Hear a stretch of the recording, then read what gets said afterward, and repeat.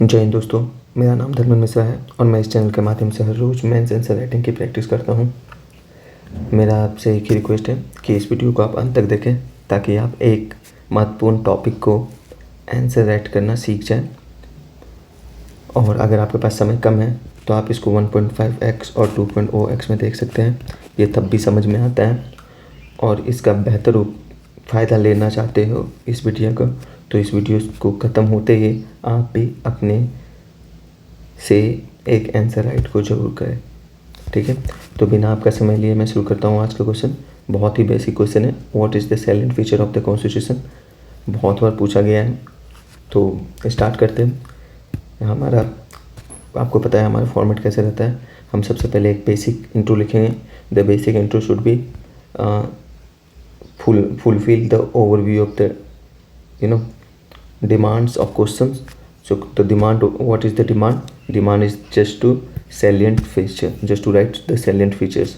So हमें salient features के small overview दिखा देना है इंट्रो में। तो हम स्टार्ट कैसे करेंगे? हम स्टार्ट करेंगे द कॉन्स्टिट्यूशन ऑफ इंडिया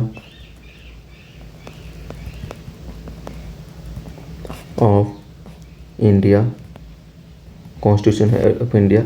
हमें ईयर अगर याद है तो हम ईयर भी ले सकते हैं। Adopted in 1950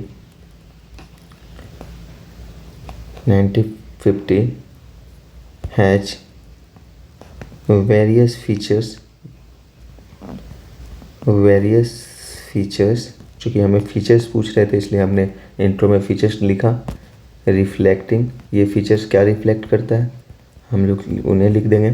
reflecting the countries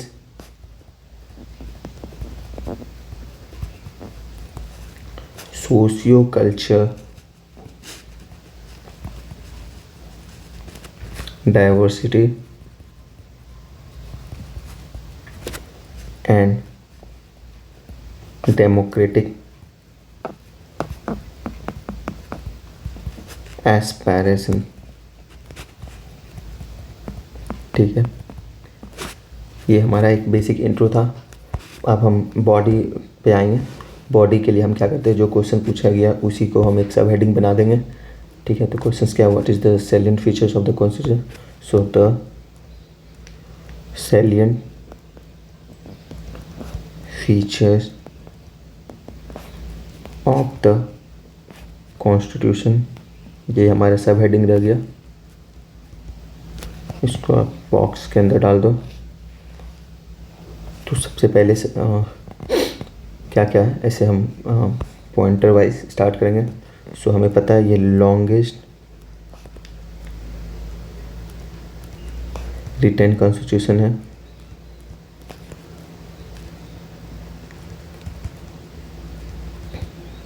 कैसे है, विथ अबाउट 470 आर्टिकल्स, और कितने शेड्यूल है, and 12 schedules. The Indian constitution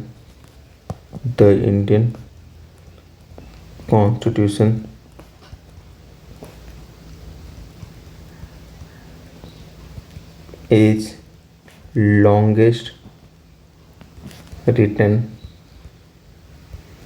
constitution in the world. हमने एक फैक्ट डाल दिया इसमें। इसके फीचर्स को जस्टिफाई कर दिया। दूसरा फीचर्स ब्लेंड ऑफ रिजिडिटी। ये सारे वे सब पॉइंट लिखूँगा जो आपको और हमें भी पता होगा। ये बहुत ही बेसिक्स क्वेश्चन है पॉलिटी के। जब आप लक्ष्मीकांत पढ़ोगे तो तीसरा चैप्टर शायद यही है, ठीक है। तो आप इसके पढ़ के ही निकलोगे।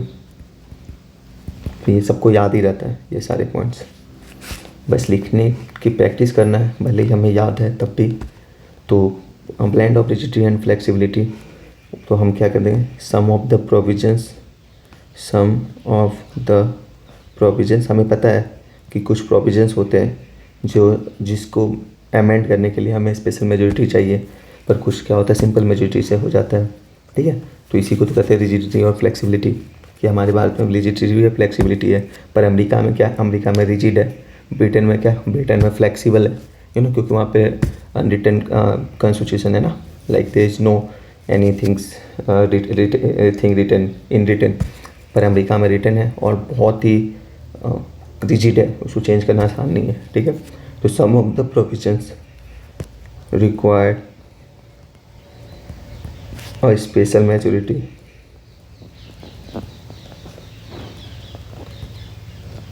ठीक है। एंड सिर्फ स्पेशल मेजोरिटी तो नहीं चाहिए, कुछ में क्या होता है स्टेट रेटिफिकेशन भी चाहिए। किस किस में स्टेट रेटिफिकेशन चाहिए, कौन कौन से प्रोविजंस को अमेंड करना हो तो स्टेट रेटिफिकेशन चाहिए, ये आप मुझे कमेंट्स में बताओगे। For amendment while other can be amended, कुछ कुछ होते हैं जिसको अमेंडमेंट करने के लिए हमें क्या चाहिए, simple majority, bye simple majority. जैसे एक लॉ बनाते ऑर्डिनरी लॉ पास करते, उसी तरह हम इसको सिंपल मेजोरिटी के थ्रू इसको हम अमेंड कर सकते हैं, ठीक है। इससे हम बता सकते हैं कि रिजिड भी और फ्लेक्सिबल है। तीसरा,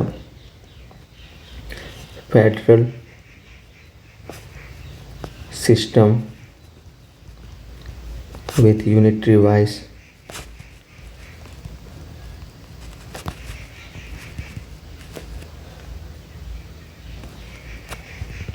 ठीक है। सिस्टम तो हमारा फेडरल है, तो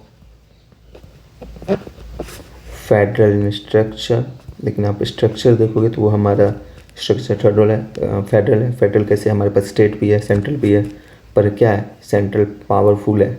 ये कहाँ से लिया गया था, कनाडा से लिया गया था, ठीक है। The federal in structure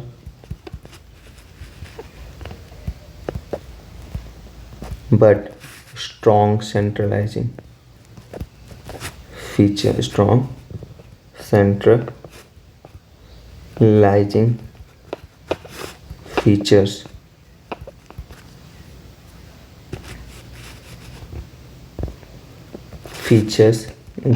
give it a unitary tilt, मतलब ये थोड़ा मोड़ा जो पल रहा है हमारे यूनियन की तरफ झुका रहता है। चौथा क्या, पार्लियामेंट्री फॉर्म ऑफ गवर्नमेंट, हमारे जैसे दो टाइप के गवर्नमेंट होते हैं, प्रेसिडेंशियल फॉर्म ऑफ गवर्नमेंट जो कि यूएसए में, पार्लियामेंट्री फॉर्म ऑफ गवर्नमेंट जो कि ब्रिटेन में, और हमारे इंडिया में भी है पार्लियामेंट्री फॉर्म ऑफ गवर्नमेंट। तो पार्लियामेंट्री फॉर्म ऑफ गवर्नमेंट का जो फीचर्स क्या होता है वो लिख देंगे तो हमें जस्टिफाई कर देंगे इस प्रोसेस को। तो क्या है इनके फीचर्स क्या होते हैं, one of the important feature is the executive. देखो इससे भी एक अलग से क्वेश्चन बन सकता है, what is the features of the parliamentary form of the government, वो हम आगे कभी भी लिखेंगे। तो अभी उनमें से एक जो सबसे इम्पोर्टेंट है वो यहाँ लिख के इस फीचर्स को इलेबोरेट कर देंगे। तो क्या है, the executive is collectively responsible to the legislature, यही होता है ना, यही सबसे ज़्यादा इम्पोर्टेंट है फीचर्स है। अभी चौथा हो गया, पांचवा आप क्या लिखोगे, independent judiciary, it is also important features of the constitution, independent judiciary, ठीक है। आप इसको एलोबरेट कर दो। और strong judiciary with the power of, strong कैसे बनता है, हमारे पास जुडिशियल रिव्यू है, ठीक है। तो ये सब क्या इंश्योर करता है, ensures the supremacy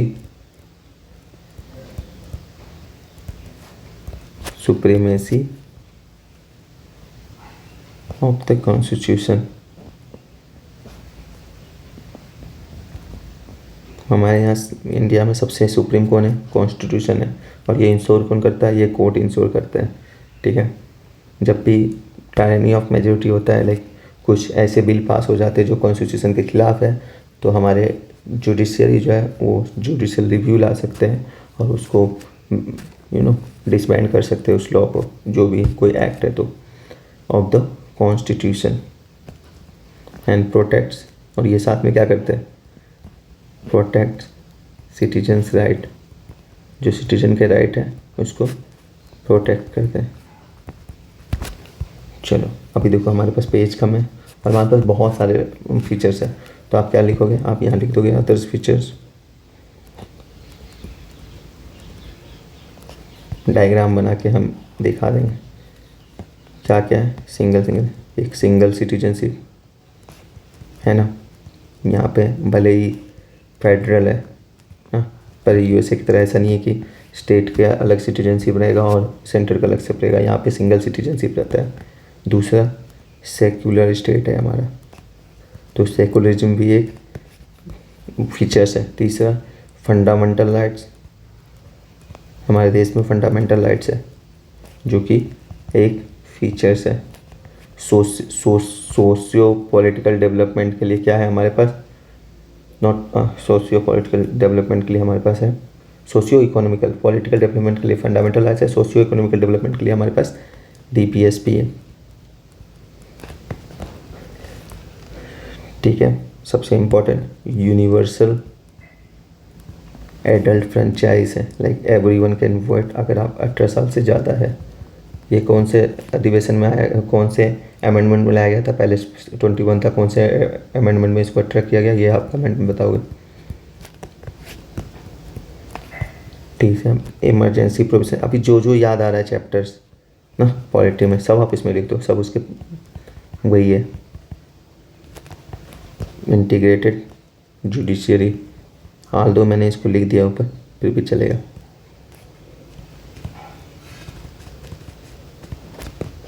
constitution amendment, चलो इन जगह पर हमें कंक्लूजन भी लिखना है, तो कंक्लूजन के लिए क्या करना है, एक बेटर कंक्लूजन लिख सकते हैं, द कॉन्स्टिट्यूशन ऑफ इंडिया। अगर आपको कुछ याद नहीं आ रहा है तो आप किसी के कोट्स भी लिख सकते हो, ठीक है। Stands out for balancing liberty with authority, यही काम करता है ना हमारे कॉन्स्टिट्यूशन। ठीक है, तो ये हमारा शॉर्ट आंसर हो गया। आप देख सकते हो हमने एक अच्छा सा इंट्रो लिख दिया, the constitution of India adopted in 1950। ये फैक्ट है तो फैक्ट को अंडरलाइन करेंगे। Has various feature reflecting the country socio cultural diversity and democratic aspiration. Salient features of the constitution क्या क्या है, with about 470 articles and 12 schedules, Indian constitution is the longest written constitution in the world. ठीक है, plan of the rigidity and flexibility, some of the provision require special majority and state ratification for amendment and other can be amended by a simple majority, जो बहुत ही आसानी से हो सकता है, इसलिए हम इसे फ्लेक्सिबल भी कहते हैं और रिजिड भी कहते हैं। Federal system with unitary wise, ठीक है, केसी वायर ने भी यही बोला था। Parliamentary form of the government, उनके एक फीचर्स लिख दिए कि the executive is collectively responsible to legislator. Independent judiciary, हमारे भारत में इंडिपेंडेंट जुडिशरी है। इंडिपेंडेंट जुडिशरी कैसे बनता है, क्योंकि हमारे कोर्ट्स के पास, सुप्रीम कोर्ट के पास और हाई कोर्ट के पास जुडिशियल रिव्यू है, वो ले सकते हैं। ठीक है, फिर हमारे पास पेजेस कम था और हमें बहुत सारे पेजेस बताने तो हमने क्या किया, एक डायग्राम बना दिया, और डायग्राम बना के सिंगल हमने सब चीज़ को दिखा दिया कि सिंगल सिटीजन है, सेकुलरिज्म है, फंडामेंटल राइट्स है, डीपीएसपी है, यूनिवर्सल आइडेंटिफाइज है, इमरजेंसी प्रोविजन, इंटीग्रेटेड जुडिशरी है, etcetera etcetera, and the constitution of India. एक छोटा सा 2 लाइन का कंक्लूजन लिख दिया, the constitution of India stand out for balancing liberty with authority. आशा करता हूँ आपको पसंद आया होगा ये आंसर, और आप इसको कमेंट में बताएंगे कि आपको कैसा लगा, और आपको अगर कुछ सजेशन देना है तो आप दे सकते हो कमेंट पे। मैं कल फिर एक कॉन्स्टिट्यूशन के किसी और क्वेश्चंस के साथ आऊँगा। Most probably I will come with इसी का क्रिटिसिज्म, कॉन्स्टिट्यूशन का क्रिटिसिज्म। नेक्स्ट वीडियो हमारे पास आएगा, तब तक बने रहिए। जय हिंद, जय भारत।